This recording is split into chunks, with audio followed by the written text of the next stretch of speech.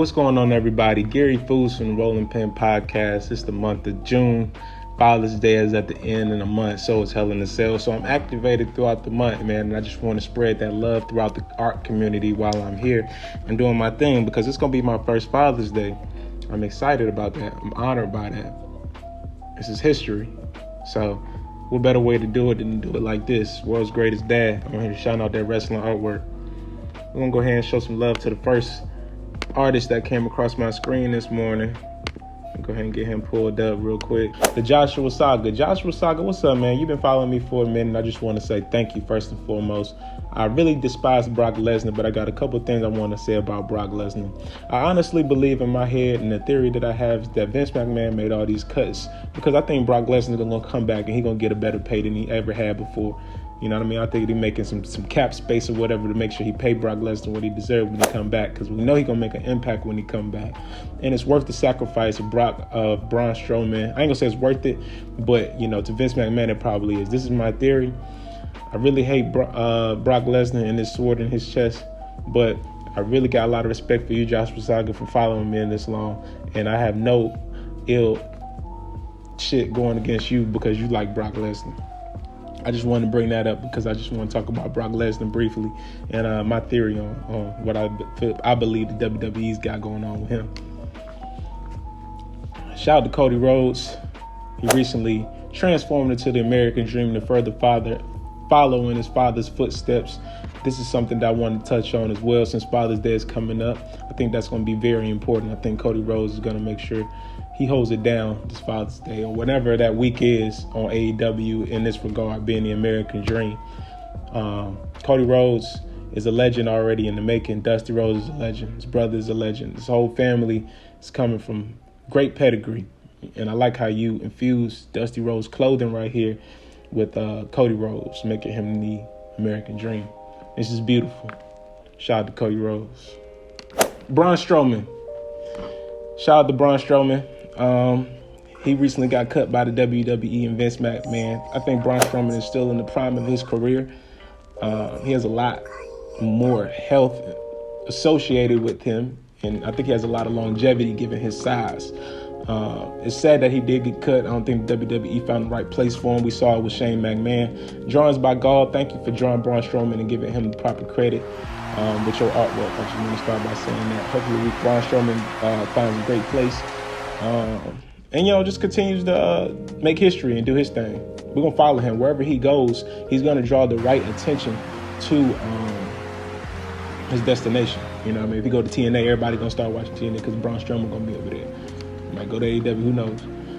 This Kane piece right here, drawn_heat. This ain't really got nothing to do with nothing. I just gravitated towards this because this is just fun to look at. Man, this ain't nothing too deep. Shout out to Kane. Shout out to drawn_heat for this beautiful Kane piece. I like this. It was quick, easy, fun. For kids, I like this for kids. It's beautiful. Otanad_.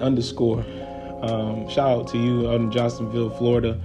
AEW recently had Double or Nothing, and this was the first match that was on Double or Nothing. And I got to say, Brian Cage and Hangman Adam Page got the show started off right. You know what I mean? They didn't upset. And from that point and that momentum where the crowd was at its highest, they kept it rolling throughout the night. I think that AEW did great with booking this, and you did good with drawing this AEW Double or Nothing situation with Hangman Adam Page and Brian Cage. It's kind of like a Dragon Ball Z look. It's beautiful.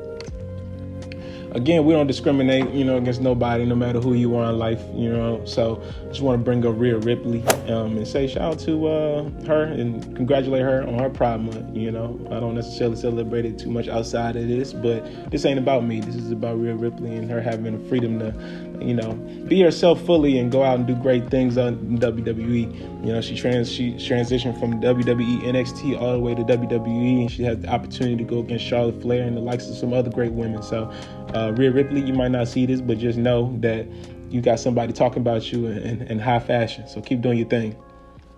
Shout out to new.tony.order for also making sure she highlights and spotlights this as well.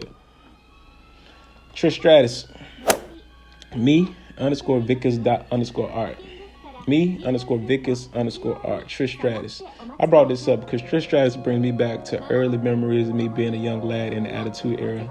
She was the first white woman that I actually gravitated to.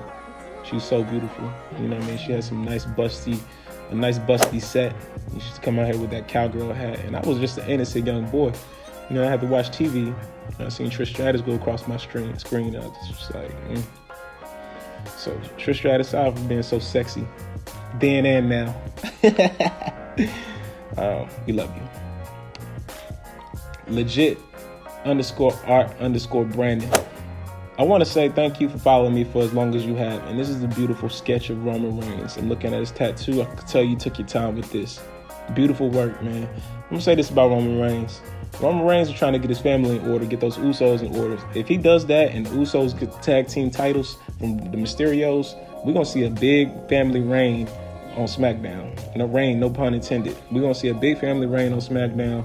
And this shit is going to be something, it's going to be history. It's going to be something interesting to watch. You know what I mean? It's going to also set up for somebody from the same tribe or whatever they got going on to come in and actually take it and dethrone Roman Reigns like The Rock. So that'll be even more beautiful if that happens. I'm rooting for that. But The Rock, you know, he got Black Adam and everything going on. But The Rock will still make an appearance on WWE because he got to let everybody know that SmackDown is his home now.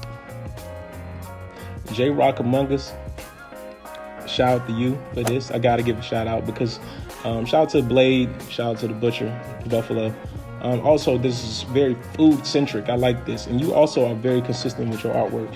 In fact, you're probably one of the few artists that I see consistently down my timeline as of late. So I can tell you be putting that work in. Shout out to you for this beautiful piece of The Butcher and the Blade on AEW. Wonderful work. This is some good Gary Food shit. I like this. I like the situation they in right now. Got the apron on. Beautiful. That's all I got as far as wrestling art. Y'all make sure y'all continue to follow the Rolling Pin Podcast. I really do like shouting out y'all artwork, and I love that y'all don't take that for granted. As we continue to watch wrestling up until Father's Day, I'm going to keep doing my best to post, anything that I see fit. That's it. Rolling Pin Podcast. World's Greatest Dad. Peace.